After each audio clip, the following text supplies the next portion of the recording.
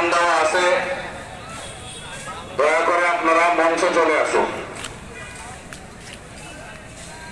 টাঙ্গাইল গোরস্থান মাদ্রাসার সম্মানিত মোহতামিম,